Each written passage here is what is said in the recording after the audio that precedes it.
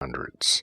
And when you tie this in with the concept of the world being repopulated by children around about 1880, pieces of the jigsaw puzzle start falling into place. And if you really want to start looking into that story of the world being repopulated with children around about the late 1800s, circa 1880, then search for information regarding orphan trains and foundling homes in the late 1800s. You're going to find that there is an awful lot of information out there regarding the foundling homes that were so prevalent across Europe and the United States and in England and all over the world in the late 1800s, and just how many children were being collected and how many children were redistributed to other areas and sent to homes, and quite literally trainloads of children being sent out across the United States, shiploads of children being sent out to Australia, Africa and New Zealand.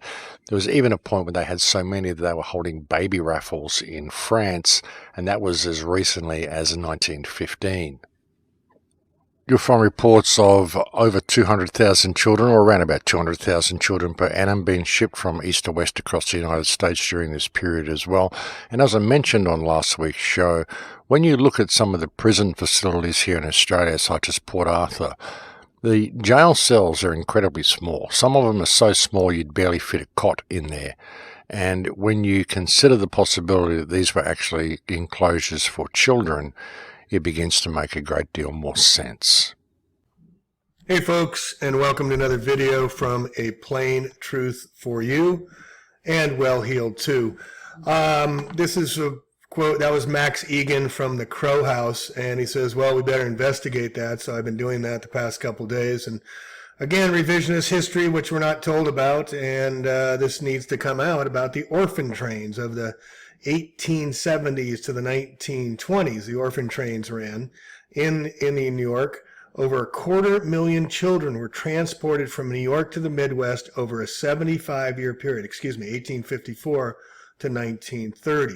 Now remember all the revisionist histories going on here between the 1850s and the 1870s.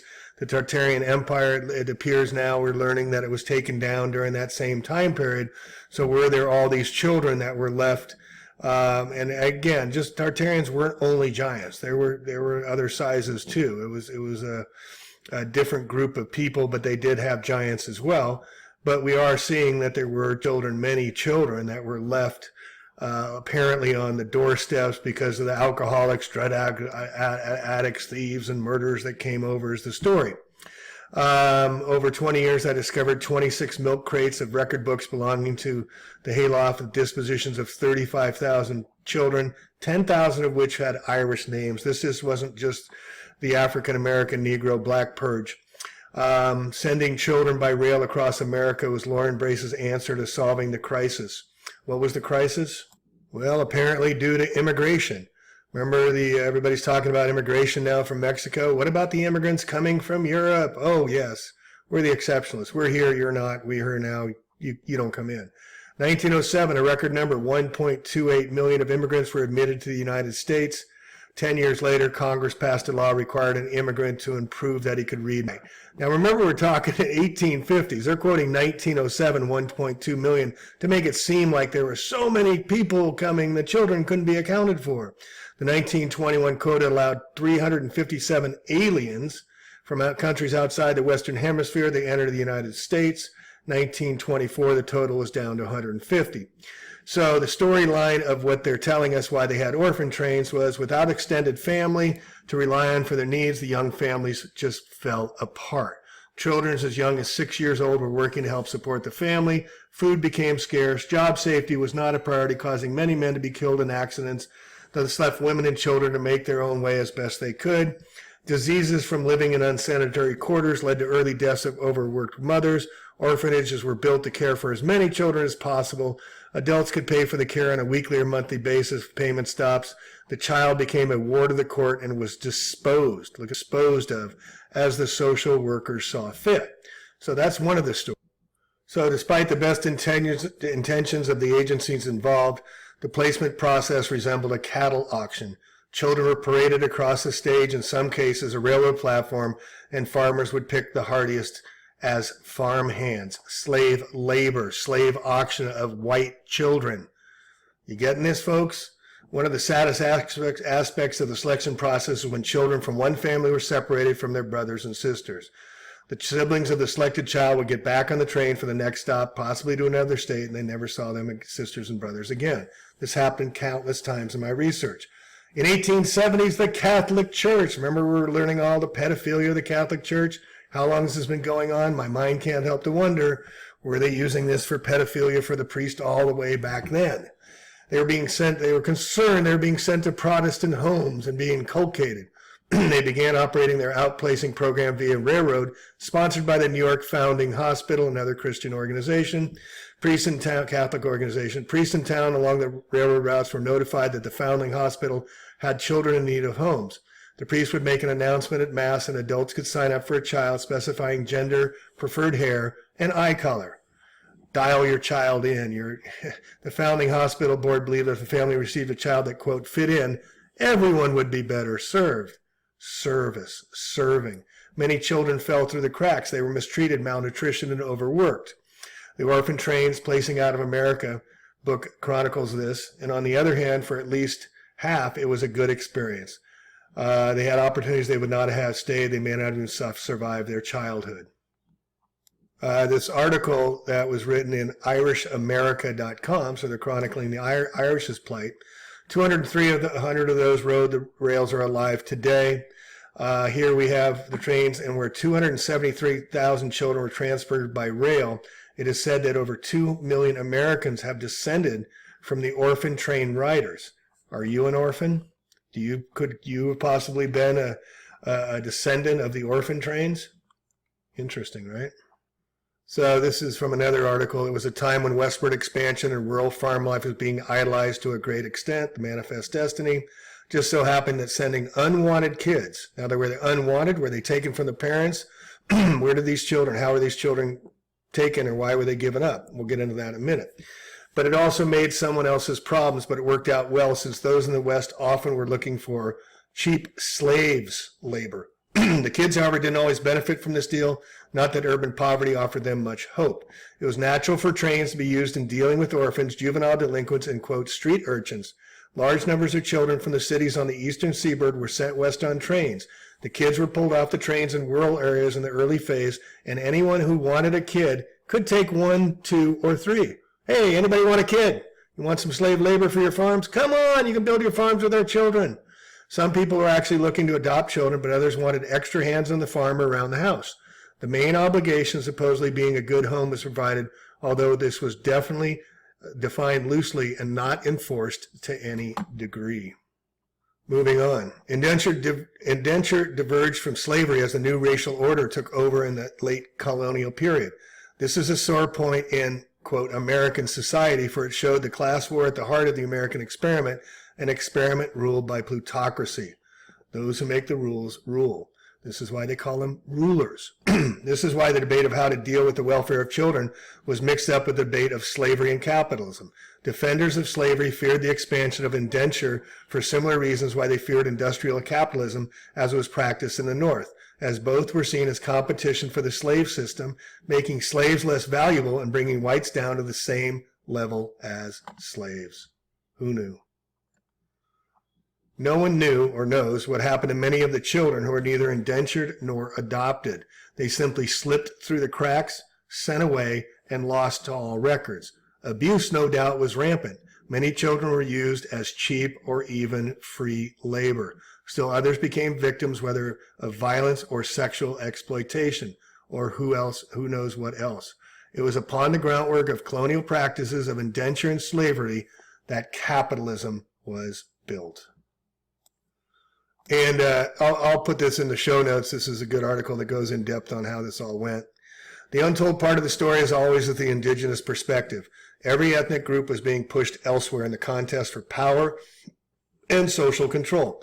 The British sent the Scottish Irish to Ireland and the Irish to America. The welfare, remember the potato fashions? They had to leave. They didn't have food. The welfare reformers then tried their best to send the children of the Irish and other ethnic minorities to the West, a place many ethnic minorities already had escaped to. The Native Americans, of course, were pushed ever westward, ending up on reservations. Like the children of ethnic minorities, Many children of Native Americans were removed from their homes and sent to boarding schools where every aspect of their culture was forbidden. You may remember up in Canada where they had all those tens of thousands of children that were used for slavery, prostitution for the church and the Vatican as well. This is our history, folks. So here you can see from the National Orphan Train Complex in Concordia, Kansas City, they had statues of the child laborers and the children. Isn't that great? They put little statues to honor the orphan children while they put them to slave labor, prostitution, who knows what else. All right, this not just in the United States. Again, the early 1800s and even earlier, they had the same type of foundlings, they're called, right? The Italian is genitori ignoti. On earlier baptismal records, the parents of these children were listed in Latin as genitoribus incognito, parentis incognito. The Latin terms mean the same thing, parents unknown. Why weren't the parents known? Because they were taken away from them. The causes. Infant abandonment was widespread for a variety of reasons. Here comes another reason for these trains. For one, unwed pregnancy was a social disgrace not only for the unwed mother, but for the entire family. Another obvious reason for abandonments was extreme poverty of most citizens, as the southern Apennine Peninsula and Sicily are known. In some regions, large complements of men, often far from home at sulfur, salt, and potash mines, brought high prostitution rates and subsequent illegal births. The situation devolved to the point that many towns, both on mainland Italy and the island of Sicily, installed a device called la ruota, the wheel of the cast-offs, or the foundling wheel. These wheels could be in the outside walls of churches or convents, or in larger cities in the walls of the foundling hospitals of orphanage. So it wasn't just in a little area, folks. This was pervy. They were making these wheels. Get this. This is going to blow you away. The wheel was a kind of a lazy Susan that had a small platform on which a baby could be placed, then rotated into the building without anyone on the inside seeing the person abandoning the child. That person then pulled a cord on the outside of the building, causing an internal bell or chimes to ring, alerting those inside that an infant had been deposited. In the larger towns, foundlings were baptized and kept in a foundling home with others and fed by wet nurses in the employ of the home. There they may have stayed for several years and were taken by townspeoples, or sadly, more likely, they never left the institution, having died from malnutrition or from diseases passed on by wet nurses. Sometimes the children were literally abandoned on a street or doorstep, but the use of the foundling wheel was so widespread that even these children are referred to as having been found in the wheel. All right, so get this. That's the foundling wheel, folks. This is where they were placed as children. The babies were placed in the wheels of parents that were leaving their child, and then somebody would come by and they'd ring a bell and they'd pick them up.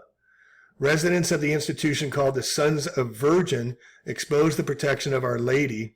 And backing up just a sec, the Royal Holy Annunciation of Home of Naples was an ancient institution devoted to the reception of abandoned babies.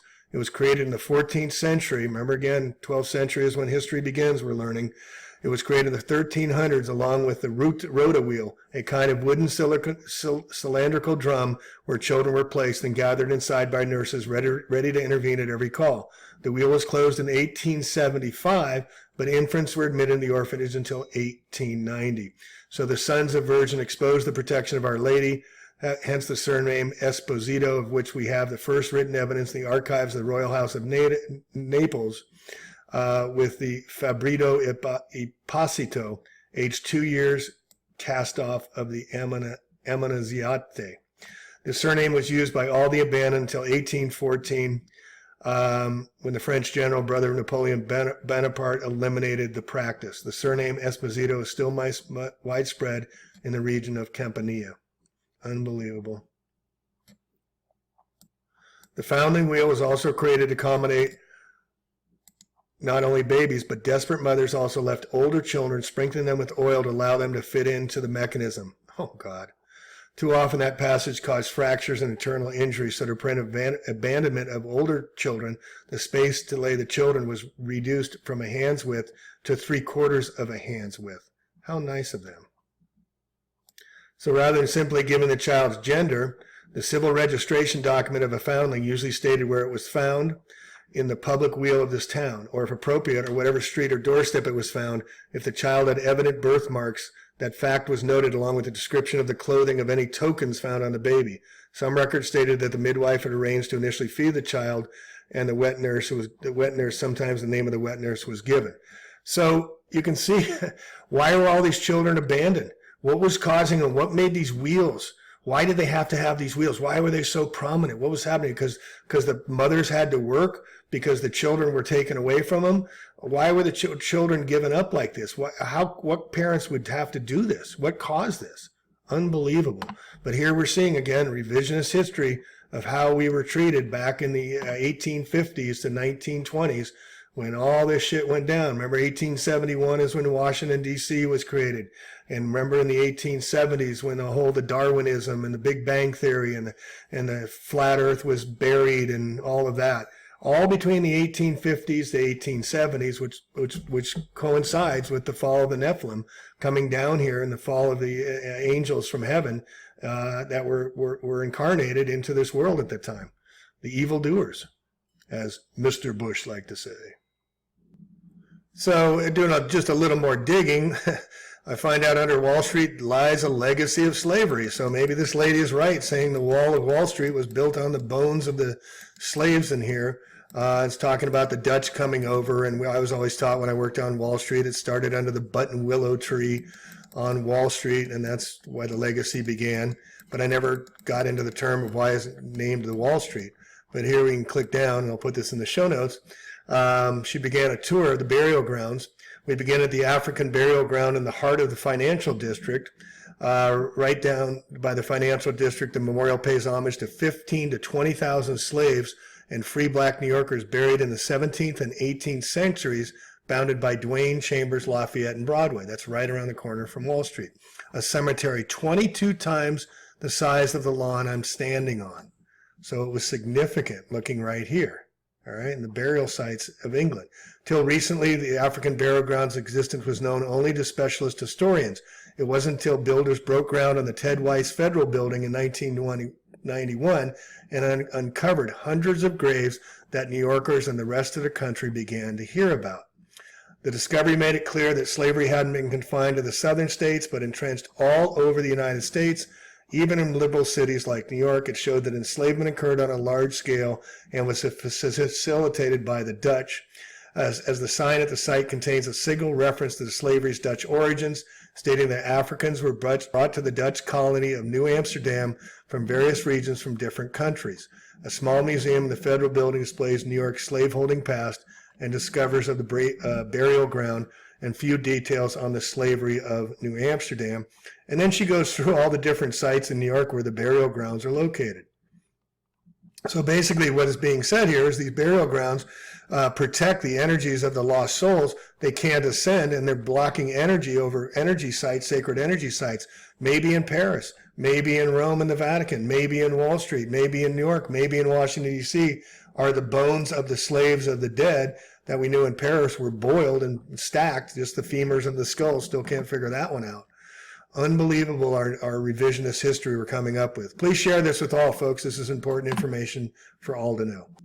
So fast forward to recent times, and here we have in the 1940s. Remember, the occult loves blood rituals, endochrome, and drinking the blood and getting all the highs from the adrenaline.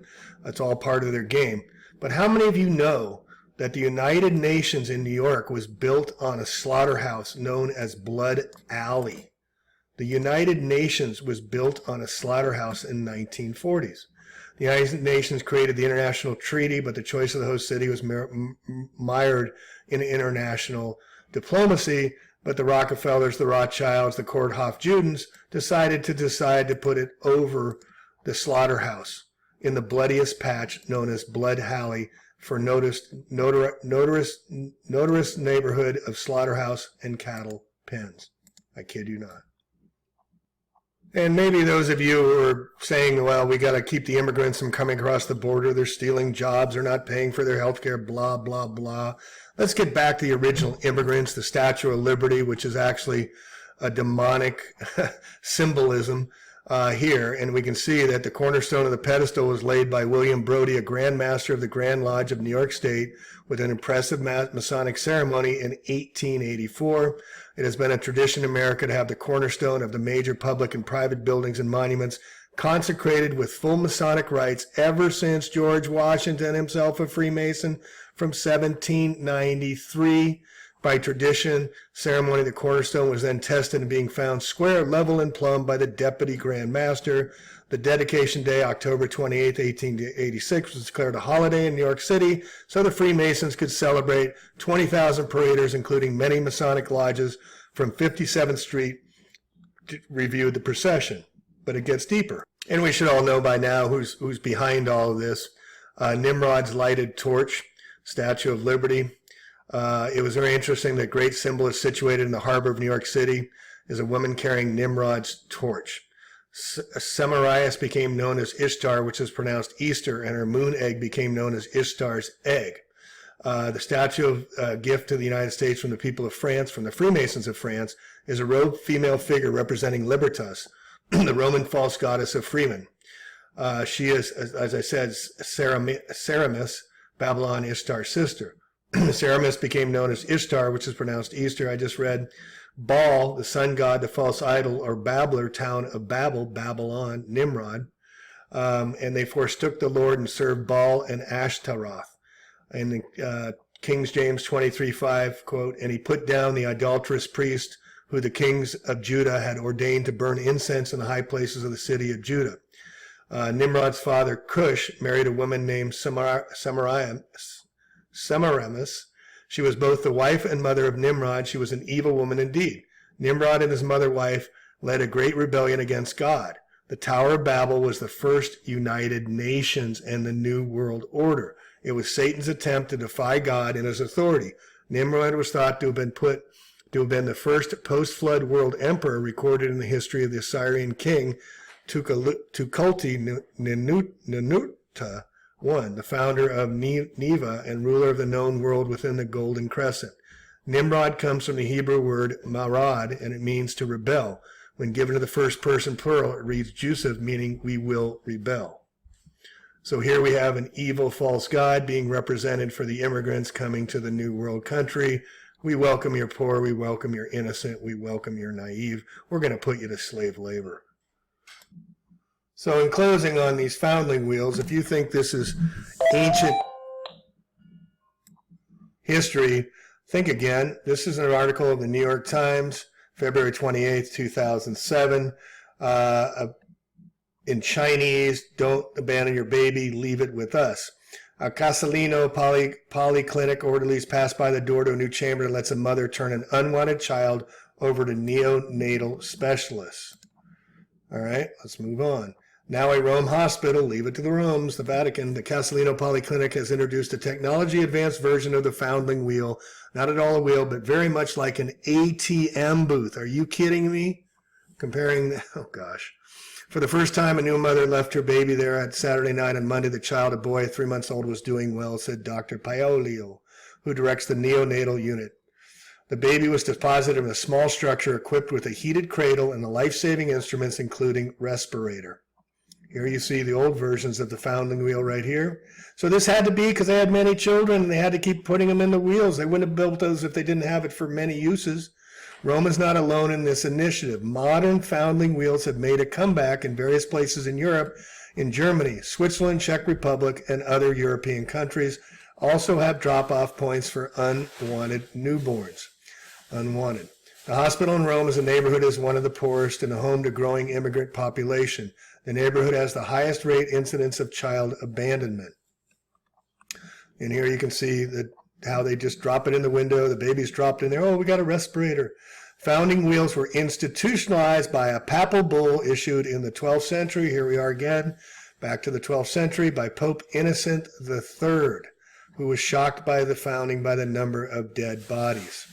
Since the cradle was introduced in December at the Casalino Polyclinic, the cradle, multilingual posters have blossomed in the city reading, quote, "Don't abandon your baby, leave it with us." The posters also make it clear that all women residing in the country, even foreigners and legal immigrants, have a right to health care and can give birth to the hospital anonymously.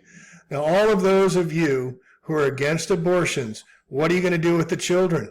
Are you going to put them in foundling wheels? Why are not all of you who are decrying abortion? I'm on the fence. I know it's life, and I know destroying life is hurtful, but what do we do with all the babies? You're going to give them away to all the pedophilias? You're going to be using them for stem cell research, dissected and taken apart? No one will report you to the police or send you away from Italy if you abandon your children. We hope to reach as many women as possible because they really care. Unfrickin' believable. Again, revisionist history, leaving babies on the doorsteps now, going back to the same practices. And again, this is the sign on the door saying, give us your abandoned babies. Unreal. I don't really know quite to say. All right, plain truth out. Please love one another, care for each other, share this evidence of horrible, horrible treatments of our babies and children's, not just throughout centuries, but still occurring today. And what are happening to the babies? What are happening to all the children that are coming across the borders, that are being separated from their mothers, that aren't being accounted for and found and put in Brownsville, Tennessee, Walmart camps that are being converted to FEMA camps or housing these, and then they're unknown and they're separated from their families? What kind of trauma must be caused for mothers to abandon their children and put them in these foundling wheels, even today, and spreading out all over Europe, and I'm sure in this country today? Oh, and one just addendum before I go here. This was sent to me just today, and as I posted on the bones, 6 million bones of heads and femurs underneath Paris. This was interesting, and she gets into a lot of Trump and God and biblical stuff, which I don't agree with their conclusions here, but this was very interesting. I just wanted to share with you. Most people hear Wall Street and they think of the glittering drama, New York Stock Exchange, the heart of the financial district. But do you know the history of the Wall Street was built on slaves? Slaves built New York City, tens of thousands who were worked to death and whose bones, skulls, blood, and other remains were hauled out to the perimeter of the area under development and dumped into a ditch. There's no references cited for this, folks. I just thought it was interesting. Can't back it up with any concrete evidence, literally. But she goes on to say the Dutch filled up, and then this barrier of human remains and construction debris became a wall. And the closest street to the wall, Wall Street. It represents one of the seals on earth because it was sealed in the blood of the innocent, just like the bones and the blood of Bardsey Island, just like the bones and the blood underlying Rome. All these places are grossly tainted with innocent blood. As you think about Wall Street from now on, do so with the understanding what is truly built on and why that blights everything and distorts the natural flow of Earth's magnetic field. People who have died, think about that. So they put the bones to protect Earth's energy from coming up and doing the healing and helping. Just like they put rubber shoes on us, the Beatles album Rubber Soul celebrated disconnecting us from Earth's consciousness. Is this the same thing that's happening with all these bones being buried underneath Paris and now allegedly underneath Wall Street as well, the Wall Street of bones? People who have died at peace full of years leave no such trace. Theirs is a happy echo. But those who have died in misery and distress, who have been abused and terrified, this is a different story. Their blood cries out to the living God, and their innocent blood calls down from the wrath of heaven. New York City has offended the true God in other ways. They have allowed the French Freemasons to place a statue, the great abomination, in New York Harbor, and they pass this profane and foreign goddess off as the Statue of Liberty. What this stands for is the freedom, not lies of liberty. Liberty is what British soldiers get when they reach port. The great abomination ironically stands as the marker of the gateway of the country founded by pilgrims, and their anti-religion devoted to the father of all lies and his consort, the great harlot. This circumstance has painted a big bullseye on the target of New York City, and as Jesus said, quote, when you see the great abomination of the statue of Ashtoreth standing where it should not stand. The deceit involved bamboozling innocent people that the Statue of Liberty is a good thing. Anything but. And also note that Washington, D.C. is set to be destroyed. She's the whore that rides the beast, Genesis 17:4. And on each side of Washington, D.C., that was created on February 21st, 1871, is Virginia and Maryland, the Virgin Mary. So you can expect Washington, D.C., as well as the great empire, to be taken down in their next manifestation of the Jesuits, the Vaticans, and the Luciferians' grand design, as they call it. All right, plain truth out. We'll catch the next video. Peace. Love one another. I got to go take a shower.